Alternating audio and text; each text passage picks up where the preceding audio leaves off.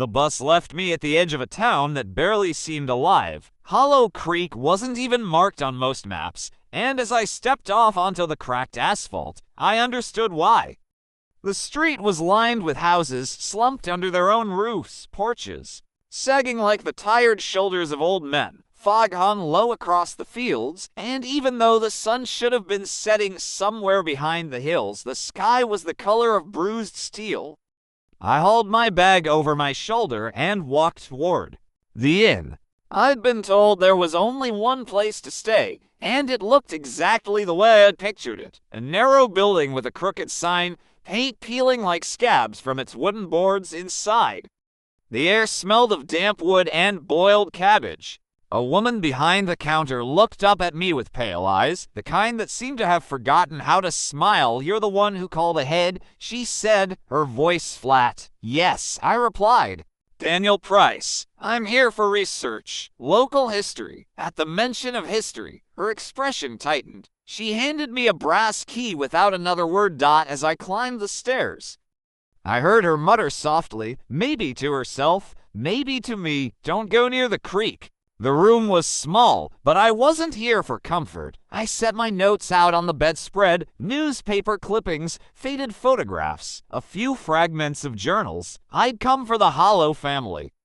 A century ago, their house burned down with all 5 of them inside, the parents, 3 children, even the dog. No one had rebuilt on the land. The ruins were said to still be there, out by the creek. Downstairs, the tavern buzzed with low voices. I ordered food, and when I asked about the Hollow family, the room fell into silence. Finally, an old man spoke. His voice was like sandpaper. "Best to leave 'em where they lie." I tried to smile, to ease the tension. "I'm just here to learn to write a paper. Nothing dangerous." But no one smiled back. The old man shook his head. "You don't learn from the dead out there. You just join them." That night, I couldn't sleep. Something about the way the fog clung to the town, the way the wind rattled the shutters, it all pressed on me like a weight. I dreamed of fire, of children's laughter echoing through smoke, of eyes watching from the tree line. When morning came, I laced my boots and set out. The woman at the desk didn't meet my gaze as I passed. The path to the creek was little more than a trail through the woods, overgrown and slick with moss. The air grew colder the further I walked, though the sun was high. Birds stopped singing. The silence was so complete that I could hear my own heartbeat. At last, the trees parted. The creek lay before me, black water sliding slow and thick through reeds. And there, crouched on the bank, were the ruins. The house was nothing but broken stone and charred beams, still black as though the fire had ended only yesterday. The ground smelled faintly of ash despite the century that had passed. As I stepped closer, a ripple crossed the creek, though no stone had fallen. The reeds swayed in a breeze I couldn't feel. And then, clear as a whisper in my ear, I heard a voice. "Daniel," my name, spoken by someone who wasn't there. I spun around, but the woods were empty. The only sound was the slow gurgle of the creek. I should have left. Every instinct told me so, but curiosity is a stubborn thing. I crossed the clearing, stepping over a rotted beam, brushing moss from a fragment of wall. The stones were warm beneath my palm, as though the fire had never gone out. In the rubble, I found something half buried. A child's shoe, scorched black, leather cracked with age. My stomach knotted as I set it back down. From the corner of my eye movement, I turned. The shadows slipped between the trees, to tall, to thin. "Hello." My voice cracked in the stillness. No answer. Just the sound of something brushing through reeds across the water. I hurried back to the inn before dusk. The woman behind the desk lifted her eyes to me once, then quickly lowered them.